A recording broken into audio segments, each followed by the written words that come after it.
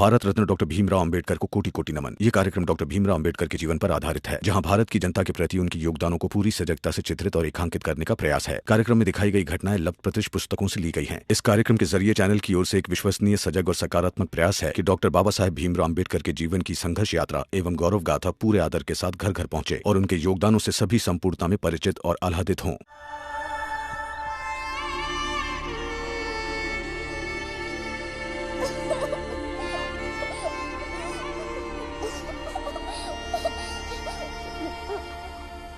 माधवी, क्या हुआ? ये कैसी दुनिया इसमें थोड़ी खराब हो गई। सब मुझे अपशगुनी कहते हैं, जिसके घर में पूरे दिन खेलती थी और आज वही मुझसे भागते हैं। अब वो हमेशा मुझे चिल्लाते थे कि दोपहर के समय धूप में ना निकले, नहीं तो मैं बीमार हो जाऊंगी। और आज वही मुझे घंटों तक धूप में खड़ा रखते हैं। जो मेरी मदद करने आता है उसे भी भगा देते हैं।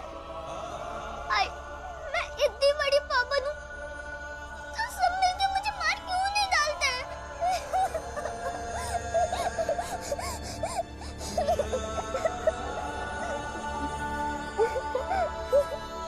भीम सुबह सुबह कहाँ चला गया था? जल्दी से तैयार हो जाए, स्कूल के लिए देर हो रही है। भीम, क्या हुआ? हाँ भीम, क्या ढूंढ रहा है तू? क्या चाहिए ये तो बता। विवा,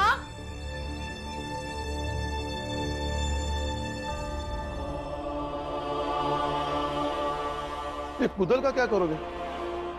कुआं खोदूंगा पापा। क्या? हाँ, वो लोग माधवी दीदी को बस पानी लेने के लिए घंटों तक धूप में इंतजार कराते हैं।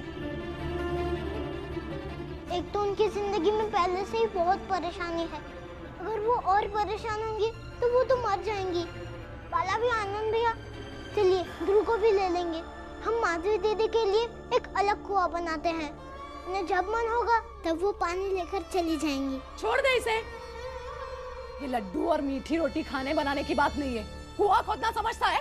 ये एक कुदाल और 4 भाई मिलकर कुआं नहीं खोद पाओगे। छोड़ दे इसे। आई, बाबा ही तो कहते हैं कि इंसान चाहे तो कुछ भी कर सकता है, और हम तो 4 भाई हैं, मिलकर ये काम कर लेंगे। विवा, तू मुझसे अभी बहस मत कर। आई, बहस नहीं कर रहा, बस अब मुझे रोकिए मत। भाई हूँ तो दीदी की फिक्र कब करूँगा? अगर मंजुला दीदी के लिए ये काम करता तो भी आप रोकते क्या? बेटा,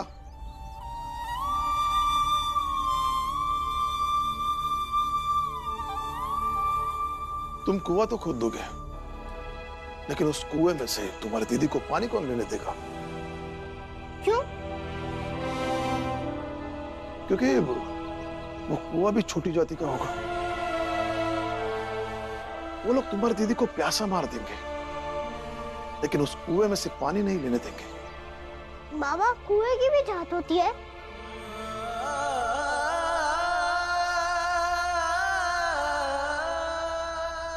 बेटा, जाति तो किसी की नहीं होती, लेकिन बांटोगे हर चीज बढ़ जाती है।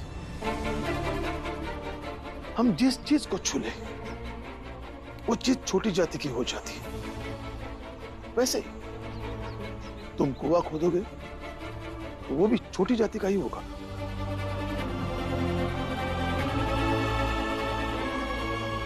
लेकिन ऐसा क्यों बाबा? पानी तो सिर्फ पानी ही होता है ना। इस क्यों का जवाब मैं तुम्हें क्या दूं बेटा? इतने दिनों से इस क्यों के साथ तुम भी तो जी रहे हो ना। इस क्यों का जवाब यह है कि वो लोग अपनी जाति के किसी को मार भी देना तो भी वो लोग सही है, और हम लोग उनकी जाति के किसी के जख्म पर मरहम भी लगाए ना तो भी हम गलत।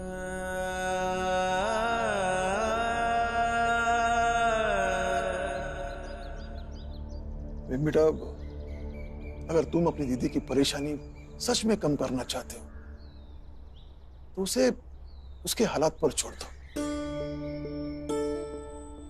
अभी कम से कम मुश्किलों से लड़ते हुए जी तो रही है।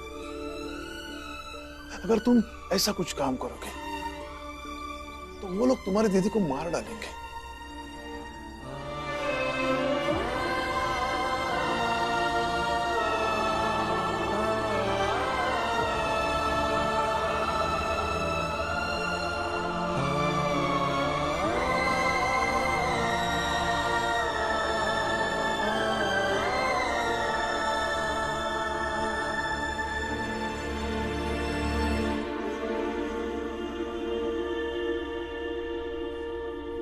विवाह, हे विवाह, उदास मत हो बेटा। तुझे पता है कई बार ना अच्छी नियत होने के बावजूद भी इंसान अच्छे परिणामों तक नहीं पहुंच पाता, और उसमें उस इंसान का कोई दोष नहीं होता बेटा। और ये बात जैसे जैसे हम समझ रहे हैं ना विवाह, वैसे बात भी दीदी भी समझ लेगी। भरोसा रख अपनी दीदी पर। अभी स्कूल जाएगा बेटा? और ये मानते हुए स्कूल जाओ कि ऐसी हर बेबसी का जवाब तुम्हें शिक्षा में मिलेगा। भले तुम अपनी दीदी के लिए कुआं न खोद पाओ, लेकिन शिक्षा से इस समाज में ऊंच नीच, जाति पाति के गड्ढे तुम जरूर भर पाओगे।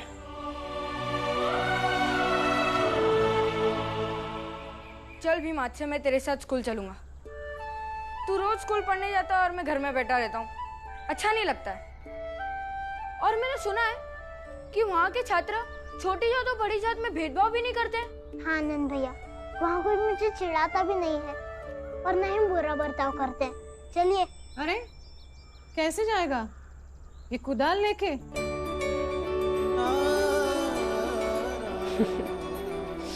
पहले नहा दो तो ले, फिर जाना स्कूल। जा दे।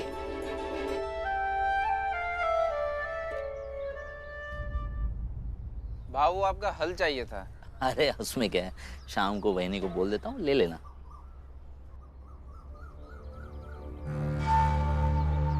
उधर देखिए, चल दिए दोनों। एक बनेगा बरिस्टर और दूसरा बनेगा लॉर्ड गवर्नर।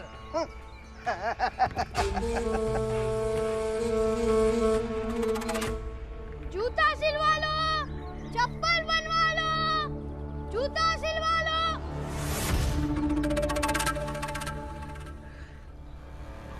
ये सब लेके तू कहाँ जा रहा है? धंधा बढ़ाने। आप तो ठहरे अमीर आदमी, आपको किस बात की चिंता? बहुत पैसा है, समय है, बैठ के चाय पीते रहिए। हम ठहरे गरीब, कमाएंगे नहीं तो खाएंगे कैसे?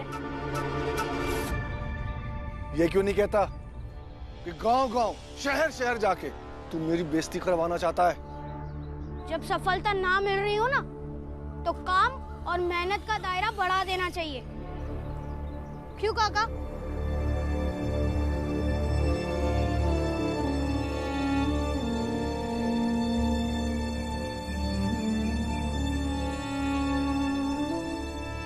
बेटा, ये सब करने की क्या जरूरत है? काका, अभी कई दिनों से बाजा बजाने के लिए कोई भी काम नहीं मिल रहा है।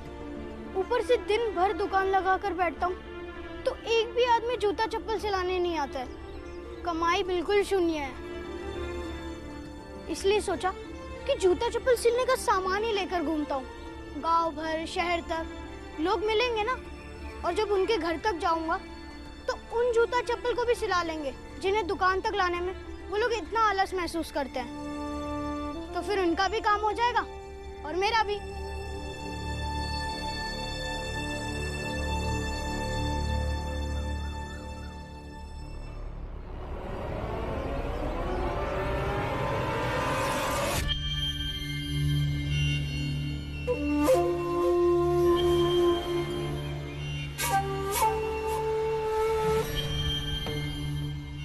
सेठ जी, जरा सोचिए, ये राम जी सकपाल कितना खुश हो रहा होगा आपके बेटे को ऐसा छोटा काम करते देखकर। इसका बेटा पढ़ाई लिखाई कर रहा है और आपका बेटा जूता चप्पल सिल रहा है। इसे कहते हैं उल्टी गंगा बहना। आपने कहावत तो सुनी होगी ना, हंस चुगेगा दाना घुनका, कौवा मोती खाएगा। भीमराव दुनिया के सारे धन को चोर चुरा सकता है, लेकिन शिक्षा एक ऐसा धन है जिसे कोई भी चोर चुरा नहीं सकता। समझ गए? गुरुजी, बाबा कह रहे थे कि जिन जिन चीजों को हम लोग स्पर्श कर लेते हैं वो छोटी जाति की हो जाती है। हो नहीं जाती है, सब मान लेते हैं बस। लेकिन गुरुजी, एक बहती हुई नदी को, हवा को, पहाड़ को, जमीन को, इन सब चीजों को भी तो हम स्पर्श करते हैं। फिर ये छोटी जाति की क्यों नहीं हो जाती? और वो लोग मान क्यों नहीं लेते कि ये सब छोटी जाति की हो गई है? जात पात में भेद खुद को श्रेष्ठ साबित करने का एक तरीका है बस। देखो, तुम्हारा प्रश्न भी जायज है कि ये लोग अपने लिए अलग से धरती, पर्वत, नदी ये सब क्यों नहीं बना लेते? नहीं बना सकते क्योंकि इनके पास कोई विकल्प ही नहीं है, और जहाँ विकल्प है वहाँ ये लोग जात पात पे उतर आते हैं। थोड़ी देर के लिए ऐसे मान लो, इनके आसपास के गांव में जितने भी कुएं हैं सबका पानी सूख जाए और तुम्हारी जात के कुएं में पानी हो, क्या ये लोग प्यासे रहेंगे? तुम्हारे कुएं से पानी लेने नहीं आएंगे? नहीं, शुद्धिकरण का नाटक कर कर ये लोग उस कुएं से पानी ले लेंगे और हमसे कहेंगे कि अब हम उस कुएं से पानी नहीं ले सकते। बस इतनी सी बात है, समझ गए? चलो विद्यालय चलो। जी गुरुजी।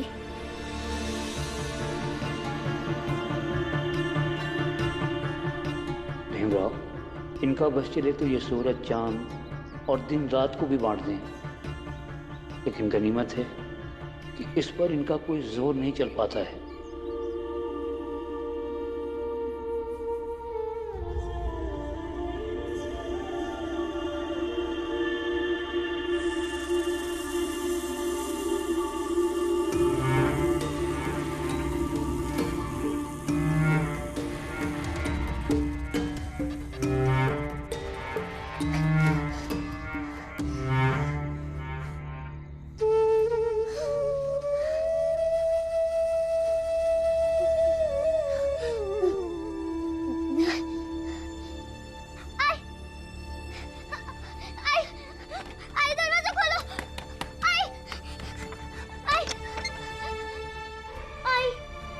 अरे इधर कैसे आई तू?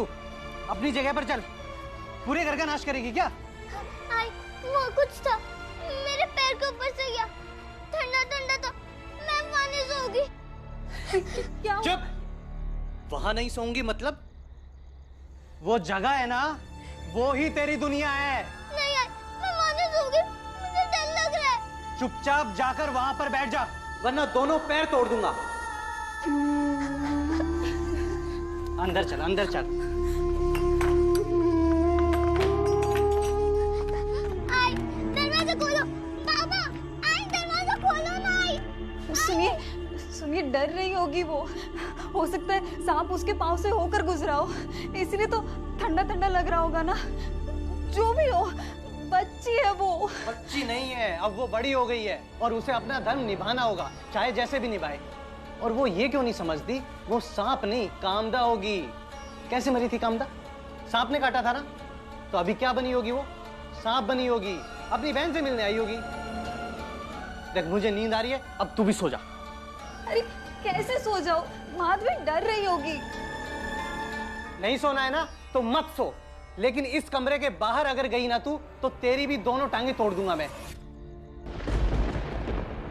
जी घट प्रेम न प्रीति रस, पुनि रसना नहीं ना,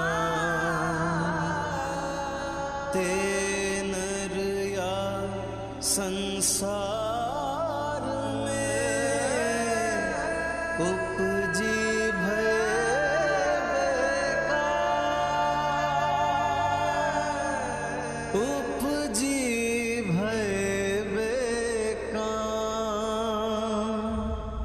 क्या करूं दीदी मैं आपके लिए, कुछ समझ में नहीं आ रहा है।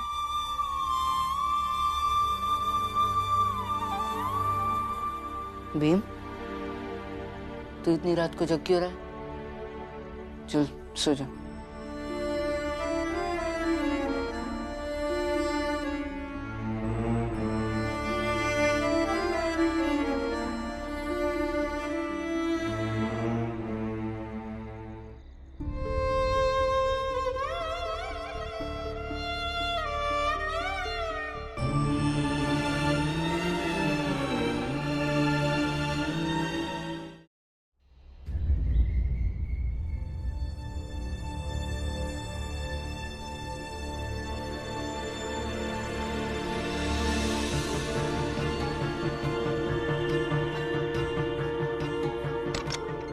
विवा,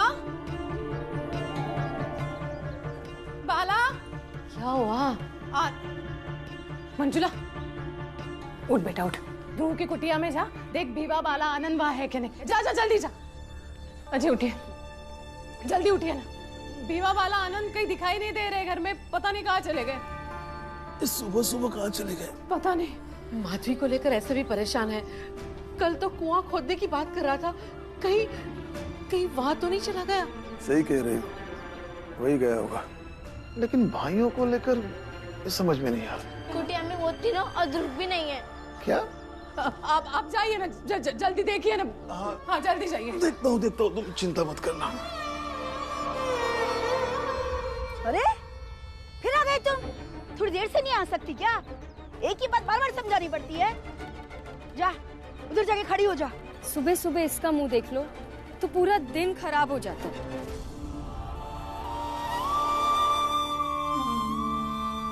भीम, तुम? हम तो दीदी को देख लेते हैं, हमारा दिन अच्छा हो जाता है।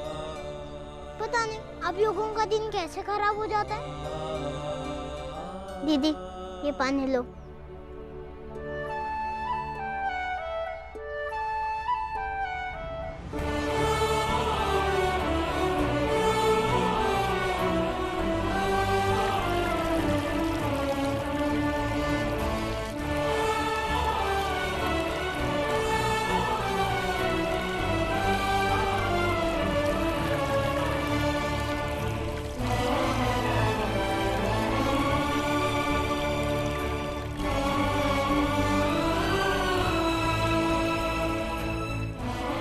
दीदी, इस पानी का इस्तेमाल करिए।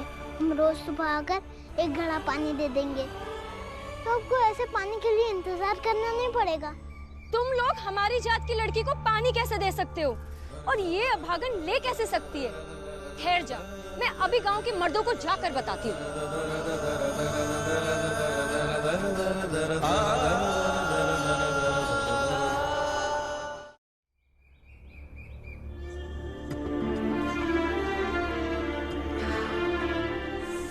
अब तो आ जाना चाहिए था। पता नहीं भीवा कहाँ चला गया। भाभी आ जाएंगे, तो इतनी चिंता करेगी तो तेरा सर दर्द हो जाएगा। सेठ जी, लगता है उस भीमराव ने फिर कोई नया नाटक शुरू किया है। पता लगाना होगा। आप लोग यहाँ बैठे हैं और वहाँ वो बच्चे और भीमराव उस विधवा माधवी को पानी लाकर दे रहे हैं। क्या कहा?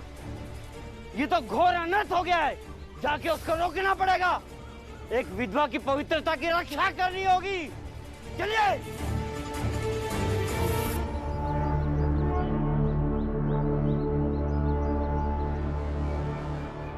चलिए दीदी। अब देखना, जैसे ही उन लोगों को खबर मिलेगी तो दन दनाते हुए आएंगे सारे, फिर अपना नाटक शुरू कर देंगे।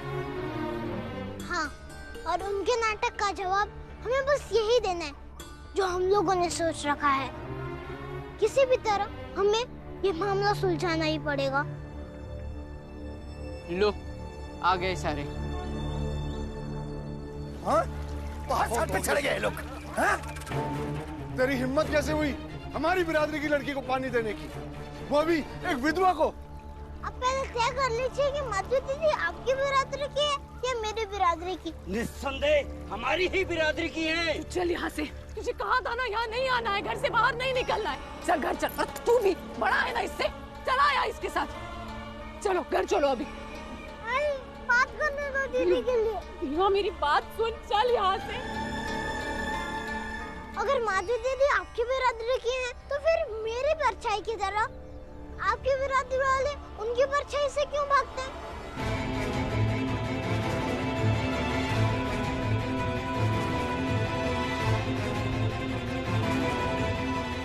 वो आपकी बिरादरी की हैं, आपकी बिरादरी वाले माधवी दीदी को कुएं में से पानी लेने क्यों नहीं देते? ऐसा भेदभाव क्यों करते हैं? ये जरा मुझे बताइए, समझाइए मुझे।